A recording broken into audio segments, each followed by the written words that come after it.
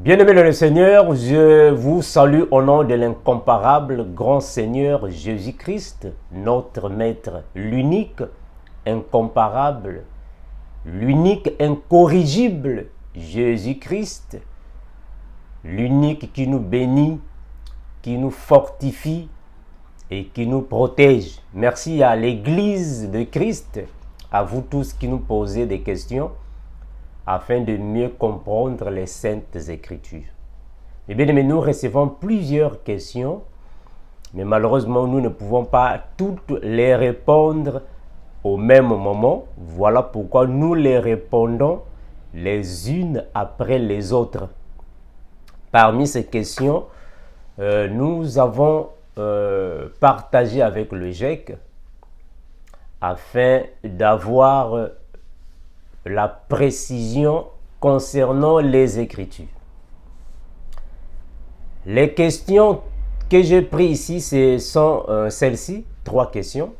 La première question, les frères nous posent afin de comprendre, mieux comprendre les Écritures.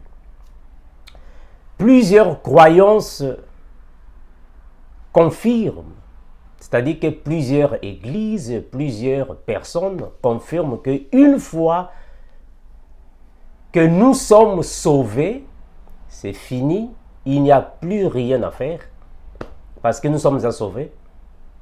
C'est déjà confirmé, le paradis est déjà confirmé, il n'y a plus rien à faire, il n'y a plus de prières à faire, il n'y a plus la lecture biblique, il n'y a plus rien, il n'y a plus rien. Tu es déjà sauvé, sauvé, c'est fini. Et l'autre préoccupation, c'était celle de savoir, est-ce que le péché est déjà ôté? Parce qu'il y a déjà plusieurs personnes parmi vous qui disent la même chose. Enfin, Armando, bon, le péché est déjà ôté. Donc, ici sur la terre, le péché n'existe plus. Parce que Jésus a déjà ôté le péché. Le péché n'existe plus. C'est déjà ôté. L'autre, c'est un enfant de Dieu ne peut pas demander pardon. Parce qu'il est déjà enfant de Dieu, il ne peut plus demander pardon. C'est fini. Mes frères, vous savez, c'est ça qu'on appelle par la doctrine des démons. La doctrine des démons. Les mauvaises croyances. La mauvaise compréhension des Écritures. Mes frères, je vous l'ai toujours dit ici que lire la Bible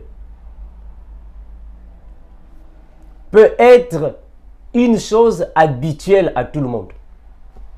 Tout le monde peut lire la Bible. Tout le monde peut avoir des versets bibliques. Mais la compréhension des Écritures, ce n'est pas donné à tout le monde. Parce qu'on peut donner beaucoup de versets bibliques. Tu peux donner dans une vidéo 50 versets bibliques. Mais parfois toi-même, tu n'as pas compris ce que tu es en train de dire. Parce que déjà, quand une personne vient vous dire que le péché n'existe plus, Jésus a déjà ôté le péché. Mes frères, vous êtes des chrétiens. Vous êtes des disciples de Christ. Dans les choses de Dieu, il ne faut jamais être fanatique de quelqu'un. Je vais répondre ça. Dans les choses de Dieu, il ne faut jamais être fanatique d'un frère ou d'une sœur. Tu écoutes, il faut être comme les Béréens. Il faut examiner ça. Examine ça. Tout enseignement qui confirme que le péché n'existe plus. Jésus a déjà ôté le péché. Donc nous pouvons vivre comme nous voulons. C'est une doctrine des démons. Ça, ce sont les doctrines des démons. Mes frères, vous-même, vous ne voyez pas qu'il n'y a pas de sens. Donc, mes frères, ça ne sert même pas de lire la Bible pour comprendre que ça, c'est un enseignement des démons. Parce que déjà, nous savons déjà que la Bible confirme que un enfant de Dieu ne peut pas demeurer dans le péché. Et la Bible a même dit, fuyez l'impudicité. Mais mes frères, si le péché n'existe plus, on va encore fuir l'impudicité, pourquoi? La Bible a dit ça. Et regardez alors la compréhension des Écritures. Fuyez l'impudicité. Bon. Mais si Jésus a déjà ôté le péché n'existe plus. Mais on va encore fuir l'impudicité, pourquoi? Si le péché n'existe plus, mais pourquoi moi, Armand, je vais commencer à rester comme ça? Je préfère aller alors chez les prostituées parce qu'il n'y a plus de péché. Donc on peut encore aller dans les boîtes de nuit parce qu'il n'y a plus de péché. Mais pourquoi le Saint-Esprit nous interdit des choses là? Si le péché n'existe plus, donc les chrétiens peuvent fumer la cigarette. Donc les chrétiens peuvent être dans la masturbation parce que le péché n'existe plus. Pourquoi le Saint-Esprit nous interdit ces choses? Parce que c'est péché.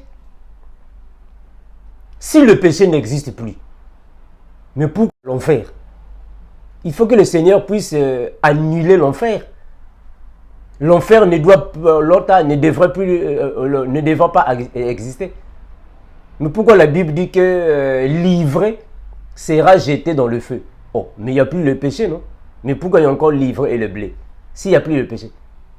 Mes frères, examinez les choses, mes frères. Et mes frères, vous êtes chrétiens, disciples de Christ. Je vous l'ai toujours dit, mes frères. Être disciple ne signifie pas déjà tu es renouvelé.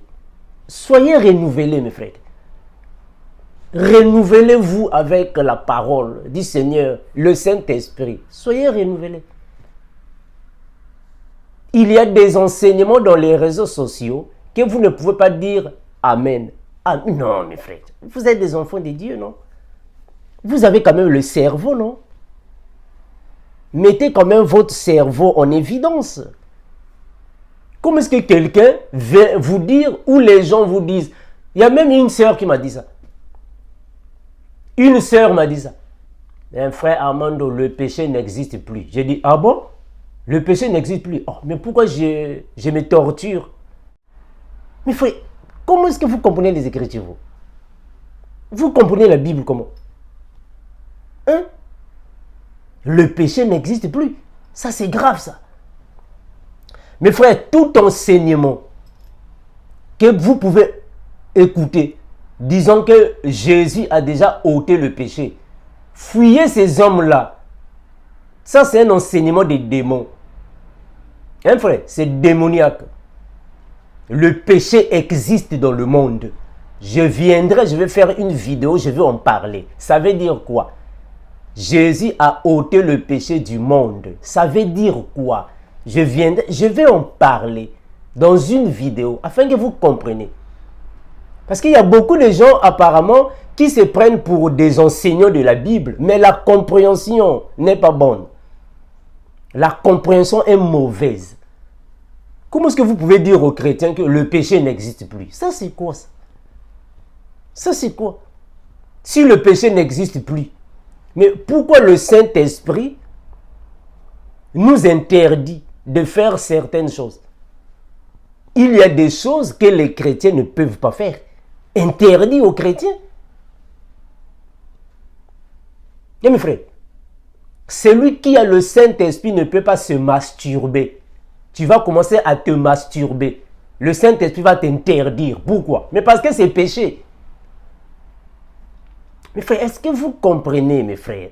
Renouvelez-vous, mes frères. Si le péché n'existe plus, mais donc on peut se masturber, on peut fumer la drogue ou prendre la drogue, on peut aller danser dans les boîtes de nuit, on peut aller chez les prostituées, on peut être dans la franc-maçonnerie, dans la sorcellerie, dans les sciences occultes. C'est toutes ces choses-là qui conduisent au péché. Comment est-ce que le péché n'existe plus? Oh non, Jésus a déjà ôté le péché. Ça, c'est quoi ça? Ça, ce sont les gens que vous dites, c'est un enseignant de la Bible. Il enseigne la Bible. Ça, ce ne sont pas des enseignants de la Bible. Et moi, des personnes comme ça, je les bloque. Moi, Armando, des personnes comme ça, je les bloque.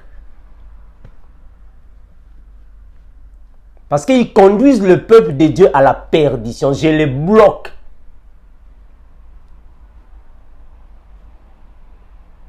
Le péché n'existe plus. Ça, c'est quoi ça? Non, mes frères, ça, c'est grave, hein? Ça, c'est très grave, ça. Le péché n'existe plus. Et vous suivez des gens comme ça. Je vais revenir pour expliquer Jésus a ôté le péché du monde. Ça veut dire quoi? Hein, ça veut dire quoi, mes frères? Je vais revenir. Regardez ce que la Bible va dire. Je vais seulement prendre un passage. Que le Seigneur vous aide. Hein? Que le Seigneur vous aide, mes frères. Regardez ce que la Bible dit. Je vais prendre le frère Paul. Il va dire ainsi. Le péché est là, mes frères. Comment est-ce que le péché n'existe plus? Oh non, frère Armando, Jésus a déjà ôté le péché. Ah bon? Donc je peux repartir dans la prostitution, là où j'étais. Parce que moi aussi j'étais là-bas. J'étais un mordant, donc je peux repartir là-bas. Pour commencer, pour refaire avec mes Jelly King, les films porno, je peux repartir là-bas. Ça c'est grave, hein? Mes frères? Mes frères, faites attention aux personnes que vous écoutez dans les réseaux sociaux. Faites attention, mes frères. Faites attention dans les réseaux sociaux. Parce que vous êtes toujours là, dans les réseaux sociaux, avec plusieurs choses là. Des enseignements qui ne confessent pas le nom de Dieu. Des enseignements des démons. Des démons. Je vais lire un passage, regardez. Regardez ce que le frère Paul va dire. Je suis dans Galates chapitre 5. Le verset 16, je vais descendre. Je dis donc, marchez selon l'esprit, et vous n'accomplirez pas les désirs de la chair. Mais c'est que le péché est là. C'est que le péché est là. Marchez selon l'esprit, et vous n'accomplirez point les désirs de la chair. Car la chair a des désirs contraires à ceux de l'esprit. C'est que le péché est là. Ils sont opposés entre eux afin que vous ne fassiez point ce que vous voudriez. Vous ne fassiez point ce que vous voudriez. Le Saint-Esprit est là pour nous préserver contre ces choses qui conduisent au péché. Si vous êtes conduit par l'Esprit, vous n'êtes point sous la loi. Or, les œuvres de la chair sont manifestes. Ce sont l'impudicité. L'impudicité, fuyez l'impudicité. L'impureté, la dissolution, l'idolâtrie, la magie, les inimitiés, les querelles, les jalousies, les animosités, les disputes, les divisions, les sectes, l'envie, l'ivrognerie, les excès de table, les choses semblables. Je vous dis d'avance, comme je l'ai dit déjà, que ceux qui commettent de telles choses n'hériteront point le royaume de Dieu. Le péché est là dans le monde, frère. Vous comprenez les Écritures ou pas? Le péché est là. Donc, il ne faut pas dire que le péché n'existe plus. Ça, c'est quoi? Éphésiens 5, chapitre 5, regardez le verset 3. Que l'impudicité, qu'aucune espèce d'impureté et que la cupidité ne soit pas même nommée parmi vous, ainsi qu'il convient à des saints. À des saints. Les saints doivent vivre dans la pureté. Un saint doit vivre dans la pureté, la sanctification. Qu'on n'entende ni paroles déshonnêtes, ni propos insensés, ni plaisanteries, choses qui sont contraires à la bienséance, qu'on entende plutôt des actions de grâce. Sachez que aucun impudique, ou impur, ou cupide, c'est-à-dire idolâtre, n'a d'héritage dans le royaume de Christ. Bon, on vous dit que le péché n'existe plus. Ici sur la terre, il n'y a plus le péché. Jésus a ôté le péché. Mes frères, c'est dur, hein? Et ce sont des gens qui vous donnent beaucoup de versets bibliques croyant comprendre les Écritures. Donc ça, c'est déjà faux. Ça, c'est déjà faux. Ça, c'est un enseignement des démons. Ça, c'est démoniaque, ça. C'est déjà faux, mes frères. Il ne faut pas croire à ça. Le péché est là. Hein, mes frères, le péché est là. Le péché existe. Alors, l'autre question était... Mes excuses. L'autre question était... Une fois sauvé, c'est fini. Nous sommes déjà sauvés, donc il n'y a plus rien à faire. Mais ça, c'est faux. Qui vous a dit ça? Ça, c'est faux, mes frères. Vous avez des fausses croyances. Hein? Ce n'est pas parce que bon, nous sommes déjà sauvés, bon, c'est fini. On est déjà sauvés. C'est une course. Nous sommes en train de courir. La course prend fin quand tu atteins la ligne d'arrivée. Là, la course est finie. Vous ne connaissez pas les Écritures ou quoi? Même le frère Paul l'a dit. Je suis en train de courir.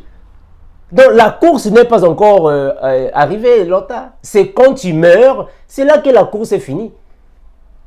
C'est comme si vous comprenez les Écritures plus que le frère Paul ou quoi. Et vous et le frère Paul, qui connaît mieux les choses de Dieu? Et c'est le frère Paul qui le dit. Oh, mes frères. Mais bien, c'est triste, hein? Vos soi-disant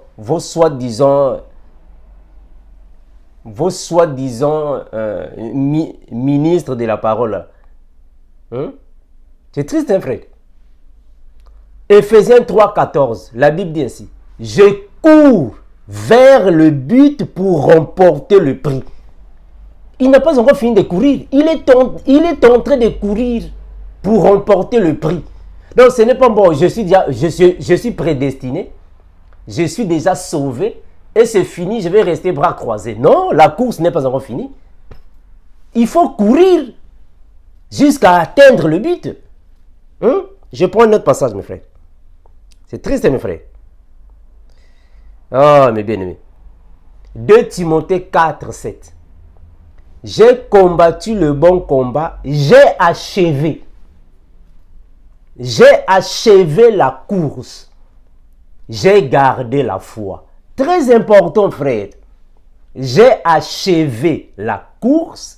J'ai gardé la foi.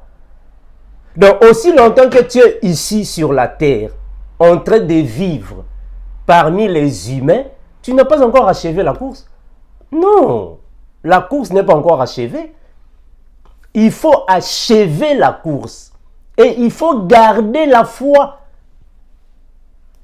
Mes frères, faites attention, je vous l'ai toujours dit, il faut faire attention avec les enseignements que vous écoutez dans les réseaux sociaux. Faites attention. Il y a trop de fausseté, des hérésies. Ce n'est pas parce que bon, une fois sauvé, c'est fini, je suis sauvé. Non, la course n'est pas encore terminée. Nous sommes en train de courir. C'est une course, il faut l'achever. Ça, c'est le frère Paul qui le démontre. C'est comme si vous et Paul, c'est vous qui comprenez mieux les choses de Dieu. Il faut achever la course. Il ne faut pas se dire, bon, je suis déjà sauvé, alors je peux rentrer dans le monde pour commencer à courir derrière les jupes des femmes. Parce que je suis déjà prédestiné, je suis déjà sauvé. Je peux encore répartir là-bas, à Pakadjouma. Je peux répartir là-bas derrière les jupes, les mini-jupes des femmes. Non, tu n'as pas encore achevé la course. Il faut achever la course et garder la foi. Hein, frère? Ça, ce sont des doctrines des démons. Mais bien aimé, il ne faut jamais voir les choses de cette manière. Parce qu'il y a beaucoup de gens qui disent même non, bon, nous sommes déjà prédestinés, nous sommes déjà sauvés, donc il n'y a plus rien à faire. Non. Mais qu'est-ce que la Bible dit? Que l'agneau a été prédestiné avant la fondation du monde. L'agneau prédestiné avant la fondation du monde. Mais pourquoi il est encore venu sur la terre pour venir lutter avec Satan? Posez-vous ces questions. Puisque l'agneau est déjà prédestiné, a été déjà prédestiné avant la fondation du monde. Mais donc Jésus allait rester là-bas au ciel. Jésus n'allait plus venir ici sur la terre parce qu'il était déjà prédestiné. Il allait rester là-bas au ciel et dire à Satan, Satan, moi je suis déjà prédestiné, je ne viendrai plus là-bas sur la terre pour venir détruire tes œuvres parce que je suis déjà prédestiné, je vais seulement rester ici. Je suis déjà prédestiné. Non, il est descendu pour venir combattre Satan. Mais c'était déjà prédestiné, non? Mais pourquoi il veut encore combattre Satan? Donc c'est qu'il y avait une course qu'il devrait achever. Eh mes frères, mais bien aimés, le combat entre le Seigneur Jésus et les puissances sataniques, c'est un combat prédestiné. Jésus a détruit les puissances, les autorités, toutes les forces sataniques, c'est prédestiné. L'agneau a été prédestiné avant la fondation du monde. Mais il devrait descendre sur la terre pour l'accomplir, pour l'achever. Donc Jésus, quand il est là-bas dans le ciel, il ne va pas sauver ses enfants en restant là-bas. Parce que non, bon, c'est déjà sauvé, c'est déjà prédestiné, je vais rester. Non, il doit descendre et mourir sur la croix. Il doit accomplir le mouvement, l'action. Il doit accomplir ça. Pourquoi il est venu? Pourquoi l'agneau est venu encore? Voici l'agneau de Dieu qui ôte le péché du monde. Mais pourquoi il n'a pas ôté le péché du monde depuis là-bas le ciel? Il est encore descendu ici sur la terre, pourquoi? C'est ça qui vous manque. Vous ne comprenez pas les Écritures. La compréhension de la marche de la saine doctrine. Vous ne comprenez pas ça. Jésus a ôté le péché du monde, mais il est descendu sur la terre pour venir verser le sang. Pourquoi il n'a pas fait ça depuis le ciel? Il est déjà prédestiné, non? Mais parce qu'il devrait accomplir la course là. C'est une course. Donc ce n'est pas parce que l'agneau était déjà prédestiné et il va rester là-bas au ciel. Non, il doit accomplir la course. Il doit achever la mission là. Donc il est descendu. Il a pris le corps physique, mort sur la croix, versé le sang humain, ôter le péché, sauver ses enfants. C'est ça la course. C'est jusqu'à ce qu'il va achever ça. C'est là qu'il va dire, tout est accompli. Donc il a achevé la course. Donc tout est accompli signifie, j'ai achevé la course. J'ai achevé la course, j'ai gardé la foi. Maintenant le prix m'est attendu. Il doit achever la course. Maintenant pour vous, vous croyez que bon, on est déjà sauvé. On a déjà achevé la course. Le péché n'existe plus, alors on doit repartir dans le monde. Mais frère, comment est-ce que vous comprenez les Écritures? Vous comprenez les Écritures comment? Faites attention mes frères. Faites attention à ces enseignements des démons. Il y a encore un autre enseignement qui dit non, un enfant de Dieu ne peut pas demander pardon. Un enfant de Dieu ne peut pas demander pardon parce que tu es déjà sauvé. Tu ne peux plus demander pardon.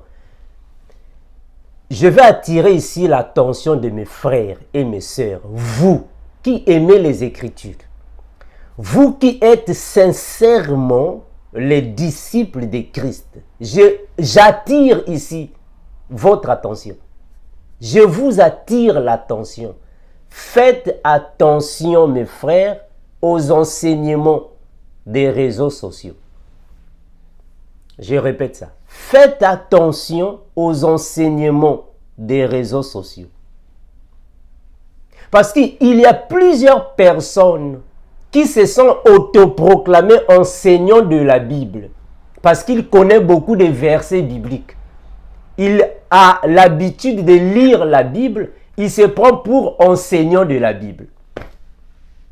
Mais en réalité, plusieurs parmi eux n'ont pas été appelés pour faire ce travail. Il y a plusieurs soi-disant enseignants de la Bible, mais ils n'ont écouté aucune voix audible de Dieu, aucun appel de Dieu, Dieu ne lui a pas parlé, il n'a rien écouté. Parce qu'il a l'habitude de lire la Bible, il a l'habitude, il a le zèle d'enseigner, et bon, je suis enseignant, je suis docteur, je suis évangéliste, je suis prophète, je suis apôtre. Seulement comme ça, il s'est autoproclamé. Sans pourtant écouter la voix audible, comme nous autres, qui avons écouté la voix audible, va enseigner mon peuple. Et moi-même, je t'enseignerai. La voix audible, même pas. Il vient seulement comme ça, je suis enseignant. Et les choses qu'ils disent ne correspondent même pas à la saine doctrine. Ça ne correspond pas. Et voilà pourquoi nous autres, là, nous bloquons des personnes comme ça. Quand on t'écoute seulement une fois, 2 fois, 3 fois, ah non. Blocage, ouais, on te bloque, c'est fini. Tu es parti, on te bloque. Parce qu'il y a trop de salubrité dans ça. Mes frères, moi c'est comme ça. Je suis ouvert. Vraiment, je suis clair et ouvert. Je suis ouvert avec vous. Même avec les frères chrétiens. Je suis ouvert. Armando, lorsque j'écoute un frère enseigner 1 fois, 2 fois, 3 fois, il y a trop de salubrité dans ça. Trop des immondices dans tes enseignements. Je te bloque. Ah oui, je te bloque. Tu es parti, je te bloque. Je te bloque. Parce que les choses que vous dites ne correspondent pas à la saine doctrine. C'est alors que vous allez comprendre que vous-même, qu'il y a beaucoup de soi-disant enseignants de la Bible qui ne comprennent pas les Écritures. Il y a beaucoup de gens qui passent dans les réseaux sociaux seulement pour le plaisir de parler, donner beaucoup de versets bibliques, croyant que le fait de donner beaucoup de versets bibliques, c'est ça la raison, ou c'est ça la vérité. Non, tu peux donner beaucoup de versets bibliques, mais ta compréhension n'est pas claire. Parce que si quelqu'un vient vous dire que le péché n'existe plus, Jésus a déjà ôté le péché. Ah, mes frères, vous-même qui êtes chrétien, vraiment, vous ne voyez même pas que ça n'a pas de sens. Mes frères, vous-même qui êtes chrétien, ne voyez-vous pas que ça n'a pas de sens? Le péché n'existe plus. C'est-à-dire quoi? Si le péché n'existe plus, mais pourquoi il y aura le jugement? Pourquoi la Bible va encore dire nous n'avons pas à juger. C'est dit dehors, mais c'est dit dedans. Oh, mais on va les juger pourquoi? Si le péché n'existe plus, on va les juger pourquoi? C'est la Bible qui dit ne prenez point part aux œuvres infructueuses des ténèbres, mais dénoncez, condamnez ces œuvres. Mais mes frères, si le péché n'existe plus, mais on va continuer de condamner encore les œuvres mauvaises, pourquoi? Le péché n'existe plus. Mes frères, vous-même vraiment, vous les chrétiens, moi je ne sais pas, vous les chrétiens, vous avez quel cerveau vraiment? Comment est-ce que vous pouvez accepter des enseignements pareils? Mais voyez-vous vous-même que ça n'a pas de sens? Si le péché n'existe plus, nous sommes déjà sauvés. Le péché n'existe plus. Il ne faut plus demander pardon. Mais on va encore dénoncer pourquoi. On va encore juger ceux du dedans. Pourquoi? Pourquoi le Seigneur Jésus nous a encore envoyé le Saint-Esprit? Pourquoi? Si le péché n'existe plus, on n'a plus envie du Saint-Esprit. Si nous avons le Saint-Esprit, c'est pour nous préserver contre les désirs de la chair. Parce que celui qui n'a pas le Saint-Esprit est un homme ou une femme, animal. Si tu n'as pas le Saint-Esprit, tu es un animal. Mais le Seigneur t'a donné le Saint-Esprit pour te préserver du mal, pour te préserver des péchés du monde, pour te préserver des désirs de la chair. Voilà pourquoi le Saint-Esprit est là. Quand la chair veut t'amener dans le péché, le Saint-Esprit intervient. Mais pourquoi nous avons le Saint-Esprit si le péché n'existe plus? Mes frères, vous qui êtes chrétiens vraiment, comment est-ce que vous n'arrivez pas d'examiner les choses? Que le Seigneur vous aide. Mes frères, que le Seigneur vous aide. Soyez comme nous autres.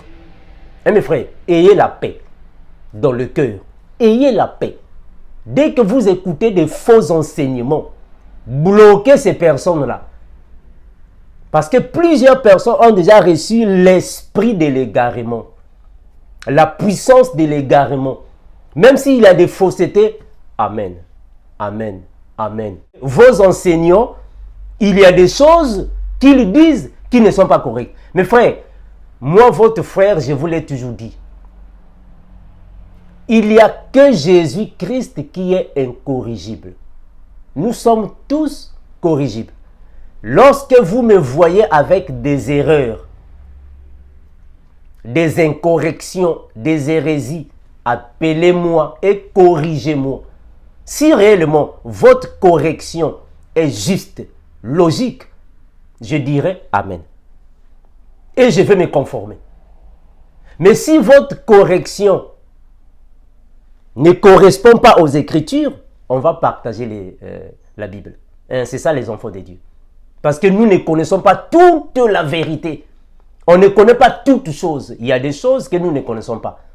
Donc, quand nous venons ici pour parler de la part de Dieu, cela ne signifie pas dire que nous sommes les super hommes, on connaît tout. Non, c'est pas ça. Moi, Armando, il y a des choses que je ne connais pas. Mais des choses que je connais avec précision, je viens ici, je vous les dis. Hein, frère, très important. Toute personne qui vous enseigne que le péché n'existe plus, nous sommes déjà sauvés, on ne peut plus demander pardon, comprenez que c'est une doctrine des démons. C'est faux et archi faux. Que le Seigneur vous bénisse. Nous sommes ici. Si vous voulez nous appeler, vraiment nous sommes libres. Appelez-nous. Si c'est pour des partages bibliques, nous sommes ici. Si c'est pour les débats bibliques, nous sommes ici. Si c'est pour des échanges bibliques, appelez-nous. Les Écritures vont nous aider. Parce que nous croyons que personne sur la terre ne connaît la Bible dans toute sa profondeur. Nous tous, nous sommes les disciples. Or, un disciple signifie un apprenti. C'est tout. Un disciple signifie un apprenti. Donc, nous apprenons. Donc, ce que je ne connais pas et que vous connaissez, vous pouvez nous apprendre. On dira Amen. Ce que vous ne connaissez pas et nous connaissons, nous allons vous apprendre. Et il faut dire Amen. Hein, c'est ça. Il faut être reconnaissant et humble. C'est ça, mes frères. Il faut être humble. Dans les choses de Dieu, il faut être humble parce que personne ne connaît tout. Personne.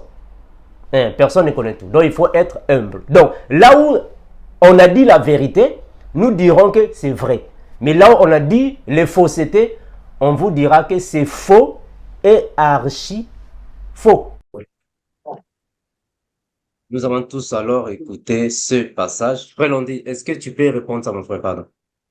Alors, nous sommes dans Hébreux 12, le verset 14. Il est écrit, « Recherchez la paix avec tous et la sanctification sans laquelle personne ne verra le Seigneur. » Amen. Amen. Frère Londi, on va encore prendre Psaume 34, le verset 14. 34, 14. Psaume 34, verset 14. Préserve ta langue du mal et tes lèvres des paroles trompeuses. Amen. Gloire à Jésus. Dans ma version que j'ai, bon, lui c'est bon. 34, 14. Éloigne-toi du mal et fais le bien. Recherche et poursuis la justice. Eh bien, aimé, merci d'être encore parmi nous. Que le Seigneur nous bénisse encore et toujours. Mes frères, venir écouter la parole, prêcher la parole, enseigner la Bible n'est pas une question d'habitude. Ce n'est pas peut-être parce que nous avons le zèle de le faire et nous le faisons juste pour le plaisir. Peut-être pour un loisir.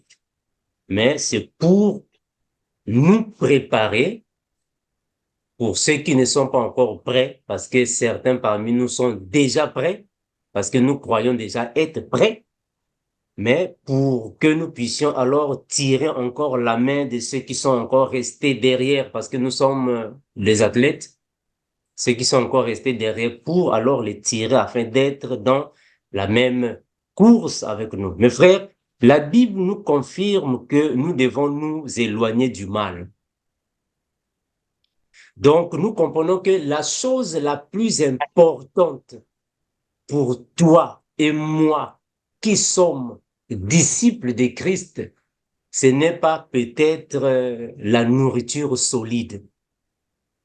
Ça, ce n'est pas peut-être la chose que tu dois connaître, la nourriture solide, la chose que tu dois connaître, les grandes prophéties, la chose que tu dois connaître, les profondeurs. Mais ce qui est obligatoire à toi qui es disciple de Christ, c'est de t'éloigner du péché. Éloigne-toi du mal. C'est la chose la plus importante dans la vie d'un enfant de Dieu. Éloigne-toi du mal. Quand tu t'éloignes du mal, le Seigneur va te préserver. Le Seigneur te préserve.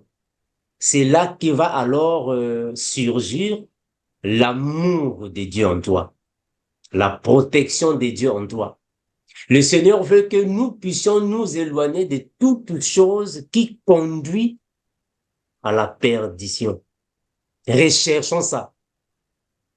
Parce que la Bible n'a pas dit cherche la paix, mais il faut rechercher. C'est-à-dire que c'est chaque jour, aussi longtemps que nous sommes ici sur terre, nous devons chercher, rechercher la paix et la sanctification. Malheureusement, plusieurs personnes disent non, bon, mais nous sommes déjà des enfants de Dieu, nous sommes déjà sanctifiés. Non, frère. La Bible est claire de dire que les 5 ministères sont là pour le perfectionnement des saints. Donc, ce n'est pas parce que tu es déjà saint et c'est fini. Non, on doit te perfectionner. Voilà pourquoi nous parlons sur le renouvellement. Tu peux être déjà quelqu'un qui a reçu le Saint-Esprit. C'est bon. Recevoir le Saint-Esprit, c'est bon. Mais attention, recevoir le Saint-Esprit ne signifie pas dire que tu es perfectionné. Non. Recevoir le Saint-Esprit ne signifie pas dire que tu es déjà renouvelé. Non. Un saint doit être renouvelé ou perfectionné. Parce que quand tu es saint, cela ne signifie pas dire que tu es déjà devenu parfait. Étant saint, aussi longtemps que nous avons le corps physique, tu peux toutefois tomber. Ça va, mes frères? Un saint peut tomber. Un disciple peut tomber. Un enfant de Dieu peut tomber. Donc, il ne faut jamais se dire, bon, moi, je suis déjà saint, pour moi, déjà, ça va. Comme il y a une mauvaise église qui a une mauvaise croyance qui dit que, bon, nous sommes déjà sauvés, donc il n'y a plus rien à faire. Mes frères, quand vous avez cette compréhension-là, c'est pour vous amener en enfer. Cette compréhension, c'est pour amener à la perdition. Oh non, bon, nous sommes déjà sauvés. Une fois sauvés, c'est fini. On n'a plus rien à faire. Ça, c'est faux. Ça. Ce n'est pas parce que nous sommes déjà sauvés et que nous allons rester bras croisés. Non. Il faut que tu sois perfectionné.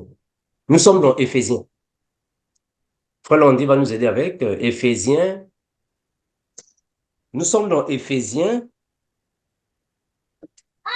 là où la Bible va confirmer ces choses, que les saints doivent être perfectionnés. C'est important. Ce n'est pas parce que tu es déjà saint et c'est fini, non. Il faut qu'on te perfectionne. Éphésiens chapitre 4. Paul André, nous sommes dans Éphésiens 4, commençons à partir du verset 7, puis on descend au verset 14. Éphésiens 4, à partir du verset 7. Mais à chacun de nous, la grâce a été donnée selon la mesure du don de Christ. C'est pourquoi il est dit, étant monté en haut, il a emmené des captifs et il a fait des dons aux hommes. Or, que signifie il est monté sinon qu'il est aussi descendu dans les régions inférieures de la terre. Celui qui est descendu, c'est le même qui est monté au-dessus de tous les cieux afin de remplir toutes choses. Et il a donné les uns comme apôtres, les autres comme prophètes, les autres comme évangélistes, les autres comme pasteurs et docteurs, pour le perfectionnement des saints en vue de l'œuvre du ministère et de l'édification du corps de Christ. Amen. Gloire à Jésus. Mais bien aimé, ici, nous allons comprendre que les 5 ministères sont là pour le perfectionnement des saints. Voilà pourquoi nous sommes en train de dire que être saint ne suffit pas. Ce n'est pas parce que, bon, moi j'ai déjà reçu le baptême du Saint-Esprit. Moi, je connais déjà la nourriture solide. Je connais déjà les prophéties de la Bible. Je marche déjà dans la sanctification. Moi, je suis saint. Pour moi, c'est fini. Non, non, c'est pas fini. Un saint doit être perfectionné. Il faut que tu sois perfectionné par la parole. Voilà pourquoi les 5 ministères sont là. Le ministère de la parole, je vais dire, est là. Pour le perfectionnement des saints, l'édification de l'Église. Il faut que l'Église soit édifiée, c'est-à-dire que consolidée, construite, afin de marcher comme il le faut. Donc nous, étant disciples de Christ, mes bien-aimés, nous devons nous éloigner du péché, du mal. Connaître la Bible est une bonne chose. Mais cela ne suffit pas. Cela ne suffit pas à dire parce que bon, tu connais la Bible, tu connais beaucoup de versets bibliques et cela te suffit. Non, cela ne te suffit pas. Tu dois te perfectionner. Il faut continuer à se perfectionner, à fuir le mal. Parce qu'en réalité, on n'est pas chrétien quand on vit dans le péché. Non, un chrétien ne peut pas vivre dans le péché, dans la réalité des choses. Parce que c'est un disciple de Christ. Un disciple de Christ ne peut jamais rester dans le péché. Quand quelqu'un prétend être chrétien, mais vit dans le péché, donc n'a pas le Saint-Esprit. Parce qu'une personne qui a le Saint-Esprit ne peut pas demeurer dans le péché. Jamais. Mes frères, si quelqu'un a le Saint-Esprit, dès que tu trébuches, le Saint-Esprit va parler. Le Saint-Esprit parle en toi d'une manière, d'une autre. Il te dira que ce que tu fais, c'est mauvais.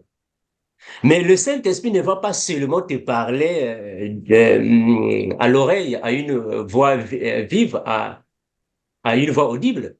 Il peut te parler d'une manière, d'une autre. C'est comme si quelqu'un qui était en train de conduire et tu faisais un accident. Personne ne viendra directement te dire que tu as fait un acte néfaste. Tu as fait quelque chose de mauvais. Non. C'est ta conscience qui te dira que ce que tu as fait, c'est mauvais. C'est la même chose avec un enfant de Dieu. Un enfant de Dieu, c'est lui qui a le Saint-Esprit, c'est lui qui est renouvelé. Dès que tu commets quelque chose qui est contre la volonté du Seigneur, le Saint-Esprit te parlera d'une manière ou d'une autre. Donc, être un chrétien ou un disciple n'est pas suffisant. Il faut que tu sois perfectionné. On se perfectionne pas seulement avec la parole. Écouter la parole de Dieu ne suffit pas. Tu peux écouter la parole de Dieu, ce qui est une bonne chose, mais il faut mettre ça en pratique. Parce qu'il faut comprendre que la pratique de la parole de Dieu est plus que l'écoute de la parole de Dieu. Celui qui pratique la parole est plus que celui qui l'écoute et ne la pratique pas. Très important, mes frères. Quand tu écoutes la parole de Dieu, tu fais une bonne chose.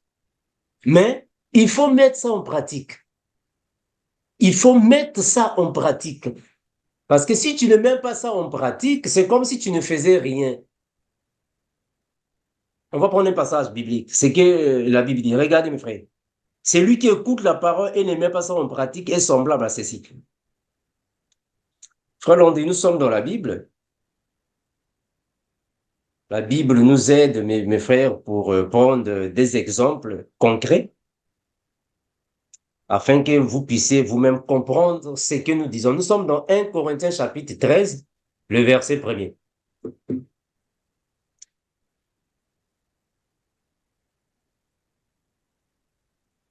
1 Corinthiens chapitre 13, verset 1er, il est écrit, « Quand je parlerai les langues des hommes et des anges, si je n'ai pas la charité, je suis un airain qui résonne ou une cymbale qui retentit. » Amen. Amen. Continue, mon frère. Va jusqu'au verset 3. « Et quand j'aurai le don de prophétie, la science de tous les mystères et toute la connaissance, quand j'aurai même toute la foi jusqu'à transporter des montagnes, si je n'ai pas la charité, je ne suis rien. Et quand je distribuerai tous mes biens pour la nourriture des pauvres, quand je livrerai même mon corps pour être brûlé, si je n'ai pas la charité, cela ne me sert de rien. Wow. Amen. Mais bien aimé, est-ce que vous voyez ce que le frère Paul ici est en train de dire? Des choses très importantes et des choses salutaires qu'il dit ici. Je vais lire ça dans la version que j'ai. Il dit ainsi. Supposons que je parle les langues des hommes et mettre celles des anges.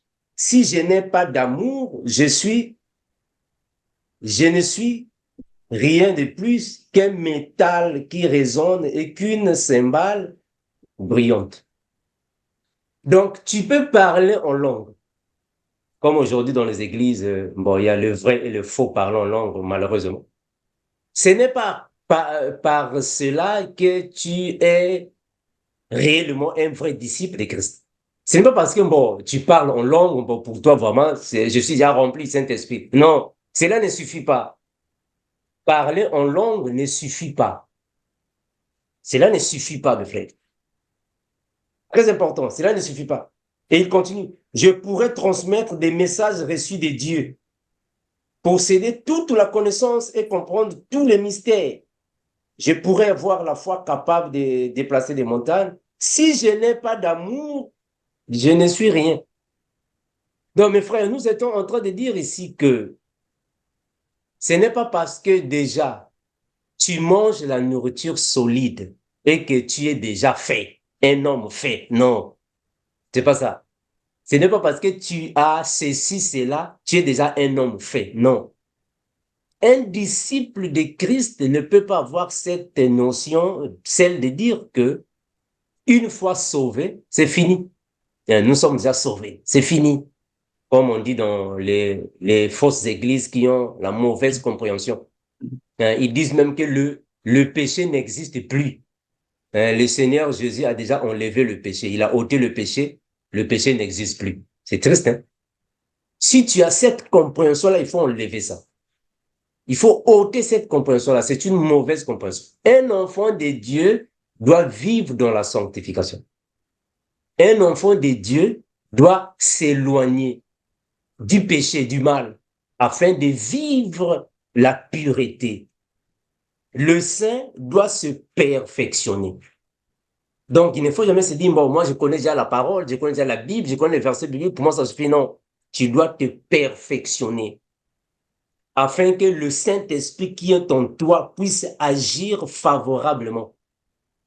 Si tu ne te perfectionnes pas, mes frères, le Seigneur ne sera pas favorable à toi. Il faut se perfectionner chaque jour qui passe. Il faut se mettre à la hauteur de la sanctification. Chaque jour qui passe, ça c'est la vie d'un enfant de Dieu. C'est ça un enfant de Dieu. Et quand un enfant de Dieu tombe dans le péché et que tu ne reçois rien, ta conscience est libre.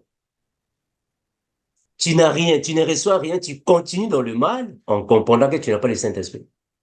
Parce qu'il y a beaucoup de gens qui me demandent, Frère Armando, mais comment savoir si j'ai le Saint-Esprit? C'est facile. C'est comme si quelqu'un disait, Frère Armando, comment est-ce que je peux savoir si j'ai une conscience? C'est facile, non? une personne qui tue l'autre et sa conscience ne lui dit rien, et il tue la deuxième personne, il ne fait que tuer les gens. Comprenez que c'est une personne qui n'a pas une mentalité en place. C'est facile. C'est comme un chrétien. Un chrétien qui trébuche, qui tombe dans le péché aujourd'hui. Demain, tu tombes encore dans le péché. Après, demain, tu tombes encore dans le péché. Donc, ça ne sert pas de nous demander, est-ce que j'ai le Saint-Esprit? Non, car on te dira que tu es un charnel. Tu es charnel. Parce que c'est lui qui a le Saint-Esprit. Dès qu'il trébuche, mes frères, 1 heure, c'est trop. 30 minutes, c'est trop. Le Saint-Esprit va te rappeler. Ce que tu as fait, c'est mauvais. Toi-même, tu vas te rectifier. Hein, tu vas commencer à demander pardon. Ça, c'est celui qui a le Saint-Esprit en lui. Parce que le Saint-Esprit parle en nous. Voilà pourquoi le frère Paul a dit, ne savez-vous pas que votre corps est le temple de... Donc, le Saint-Esprit habite en nous. Donc, ça ne sert plus de l'appeler, comme font plusieurs personnes. Seigneur, envoie-nous le Saint-Esprit. Non, le frère Paul a dit, il habite en nous. Nous sommes dans les Écritures. Hein. Le frère Paul va nous le dire dans les Écritures. La Bible va nous dire ainsi. Quand on dit nous sommes dans les Écritures, c'est que la Bible nous dit afin de mieux comprendre ce que nous sommes en train de dire.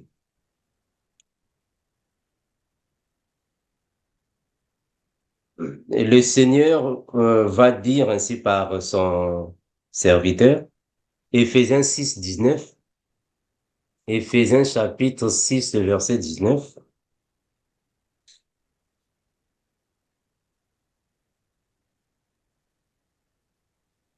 Éphésiens 6, 19. Hein?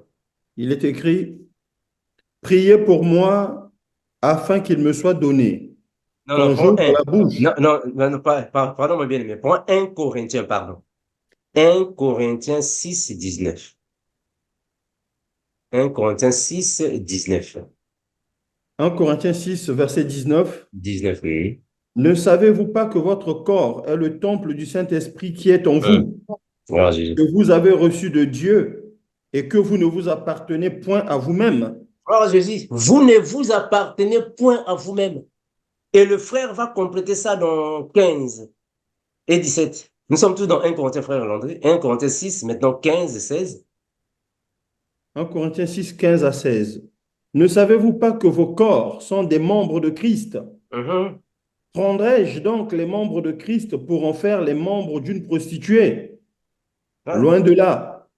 Ne savez-vous pas que celui qui s'attache à la prostituée est un seul corps avec elle? voilà, Jésus. Car, est-il dit, les deux deviendront une seule chair. Mais bien, mais est-ce que vous voyez ce que le frère est en train de dire là? Donc ici, le frère Paul est en train de dire que le Saint-Esprit habite en nous. Donc, quand tu acceptes Christ, tu deviens un enfant de Dieu, comme nous l'avons dit dernièrement, qu'on ne naît pas enfant de Dieu, mais on devient enfant de Dieu. Parce que quand nous naissons, nous sommes les enfants des ténèbres, parce qu'on a revêtu le corps physique, et tu vis dans le péché. Avant d'être ou de devenir un enfant de Dieu, il faut accepter Christ. Il va te circoncire le cœur, tu deviens un enfant de Dieu, et le Saint-Esprit va habiter en toi. C'est alors que tes membres ne seront plus tes membres. En d'autres termes, ton corps n'est plus ton corps. C'est maintenant le corps du Saint-Esprit, de Dieu. Donc, avec le corps de Dieu que tu as, puisqu'il habite en toi, et il va même le confirmer dans Apocalypse, voici, je me tiens à la porte et je frappe. Si quelqu'un entend ma voix, j'entrerai. Ah, donc, puisque tu as entendu sa voix, donc il est entré en toi. Mais donc, comment est-ce que tu vas fumer la cigarette? Comment est-ce que tu vas fumer la cigarette alors que le Saint-Esprit est en toi? Comment est-ce que tu vas être dans la masturbation alors que le Saint-Esprit est en toi? Or, la Bible va déclarer que tes membres appartiennent maintenant à lui. Donc, ta main est maintenant à Christ. Et donc, comment est-ce que tu vas aller tenir la drogue avec la main de Jésus? Ça fait défaut. Donc, tes pieds sont maintenant les pieds qui sont remplis de l'Esprit de Dieu. Maintenant, comment est-ce que tu vas aller dans les boîtes de nuit pour aller danser? Ça n'a pas de sens. Donc, ton corps à toi appartient maintenant à Christ. Ce n'est plus à toi. Voilà pourquoi le frère Paul va le dire. Si je vis, ce n'est plus moi qui vis. Ah, est-ce que vous voyez ça? C'est Christ qui vit en moi. Donc, son corps n'est plus à lui. Donc, il n'y a pas moyen qu'un enfant de Dieu puisse vivre dans le péché. Il n'y a pas de sens. Donc, quand tu tombes dans le péché, il faut que le Saint-Esprit te rappelle. Non, ici, c'est pas ta place. Mais si tu continues dans le péché, donc ne nous demande pas, est-ce que j'ai le Saint-Esprit? On comprendra carrément que tu es un charnel. Tu es un charnel. Parce qu'un homme charnel peut commettre le péché, c'est-à-dire qu'il vit déjà dans le péché. Parce qu'il faut comprendre que celui qui vit dans le péché ne commet plus le péché. Parce qu'il vit déjà dans le péché. Donc, un homme charnel ne peut pas commettre le péché parce qu'il vit déjà dans le péché. C'est toi qui es enfant de Dieu, c'est toi qui es disciple de Christ, c'est toi qui es rempli du Saint-Esprit. Quand tu trébuches, le Saint-Esprit doit te rappeler afin que tu reviennes à la bonne marche. Tu demandes pardon et tu continues ta voie. J'ai même entendu des gens dire que non, on ne peut pas demander pardon à Dieu. Quand on a déjà le Saint-Esprit, on ne peut plus demander pardon. Mais frère, vous savez, dans les réseaux sociaux, il y a plusieurs enseignements à éviter. Hein? Vous voyez les réseaux sociaux. Il y a plusieurs enseignements à éviter, mes frères. Évitez plusieurs enseignements dans les réseaux sociaux. J'ai entendu quelqu'un dire ça, que c'est lui qui est déjà sauvé. Un disciple de Christ ne peut pas demander pardon. Mes frères, il faut quitter ce genre de compréhension. Être disciple de Christ ne signifie pas dire être parfait. Non. Un disciple de Christ peut tomber dans le péché. Je répète ça. Être disciple de Christ ne signifie pas dire que tu es parfait. Non. Un disciple de Christ peut trébucher. Tu tombes dans le péché. Maintenant, quand tu tombes, qu'est-ce que tu feras? Quand tu tombes dans le péché, tu vas rester comme ça. Bon, moi, je suis déjà sauvé. Non, il faut demander pardon. Il faut se repentir. Il faut se repentir. La repentance ne signifie pas seulement que ce sont les païens, ceux qui vivent dans le monde, qui doivent se repentir. Parce qu'il y a deux dimensions dans la repentance. Il y a premièrement la repentance d'être dans le monde et accepter Christ, changer de comportement et venir à Christ. Ça aussi, c'est la repentance. Mais il y a aussi une autre facette de la repentance qui consiste à se réconcilier quand tu trébuches. C'est-à-dire que tu es disciple de Christ, tu vas trébucher. Tu ne vas pas rester là. Tu dois te repentir. Ici, la repentance signifie reconnaître son mal et venir demander pardon. Parce qu'il faut reconnaître il faut reconnaître ça et demander pardon. Nous sommes dans le Proverbe. Regardez, Proverbe. Mes frères, il faut faire attention. Dans les réseaux sociaux, il y a plusieurs mauvais enseignements. Mes frères, il faut faire très attention. Parce que beaucoup de gens dans les réseaux sociaux pensent que nous sommes déjà sauvés. Puisque nous sommes déjà sauvés et c'est fini. Même si tu tombais dans le péché, ne demande plus pardon parce que tu es déjà sauvé. Regardez mes frères, on va lire les Écritures. La Bible va dire ainsi. Nous sommes dans le Proverbe. On peut prendre plusieurs passages bibliques, hein, mais on ne prend pas tout. Nous prenons seulement quelques passages. Frère Landry, nous sommes dans le Proverbe. Mais bien, mais prenons le chapitre 28, le verset 13. Et verset 13. Proverbe 28, verset 13, Mhm. il est écrit, celui qui cache ses transgressions ne prospère point, Mhm. mais celui qui les avoue et les délaisse obtient miséricorde. Mes frères, est-ce que vous voyez ce que la Bible ici est en train de dire? Parce qu'effectivement, il y a des personnes qui cachent leurs transgressions. Qui cachent leurs transgressions. Mais toi qui es enfant de Dieu, tu ne peux pas voir des choses de cette manière. Il faut toutefois chercher à laver la robe. Mais pourquoi la Bible va dire ça? Lavez vos robes. Oh, mais donc la robe peut s'étacher. Mes frères, est-ce que vous comprenez comme l'un de nous? C'est la Bible qui le dit. On peut laver la robe, mais la robe ici, c'est quoi? Mais on comprend que la robe peut s'étacher. Puisqu'il faut laver la robe, en d'autres termes, il faut se repentir.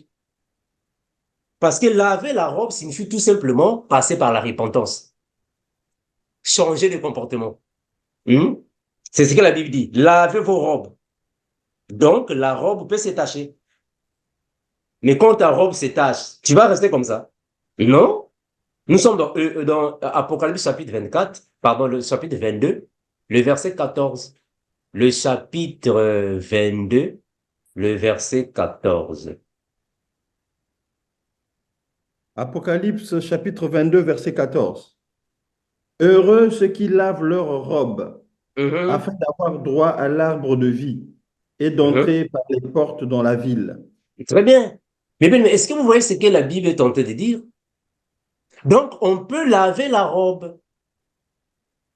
Donc, la robe peut s'étacher.